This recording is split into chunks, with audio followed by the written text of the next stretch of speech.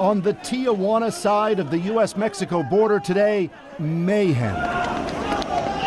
First, it was dozens of Central American migrants racing toward the U.S. border. Then it seemed there were countless. Algunos ya.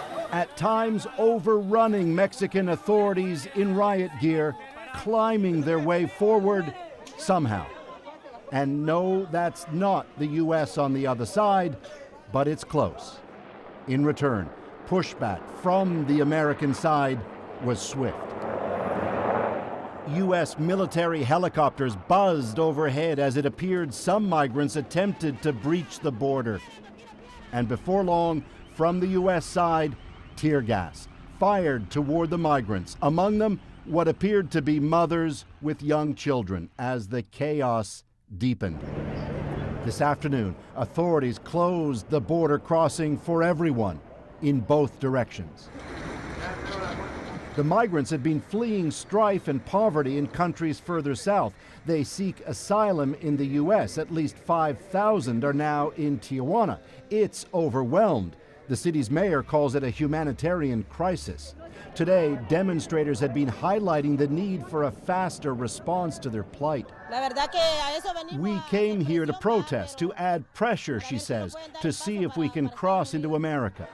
Indeed, U.S. authorities have been processing asylum requests, but say it'll likely be months before they can get through all of them.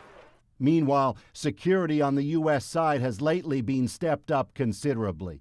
For weeks, Donald Trump has been warning, without evidence, that the migrants pose a security threat to the U.S., citing them as further evidence of the need for a fortified border wall.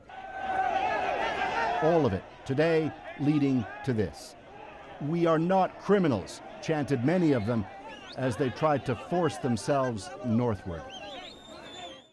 And Paul Hunter joins us now with more. So, Paul, has the U.S. president weighed in on this? Uncharacteristically, no, at least not yet. Tonight, reporters shouted a question to him about the border when he returned from a weekend in Florida, but he didn't respond. There's no doubt, however, that this absolutely plays into his rhetoric on the issue. The images of those migrants trying to force their way into the U.S. will almost certainly be raised by the president at some point, though one Democratic congressman tweeted tonight, "Firing tear gas against unarmed families is a new low." For its part, Mexico now says it will deport some 500 migrants caught today trying to jump that border, also sure to be more fodder for Donald Trump in his never-ending push for that wall. Adrian. All right, CBC's Paul Hunter in Washington tonight. Thanks, Paul.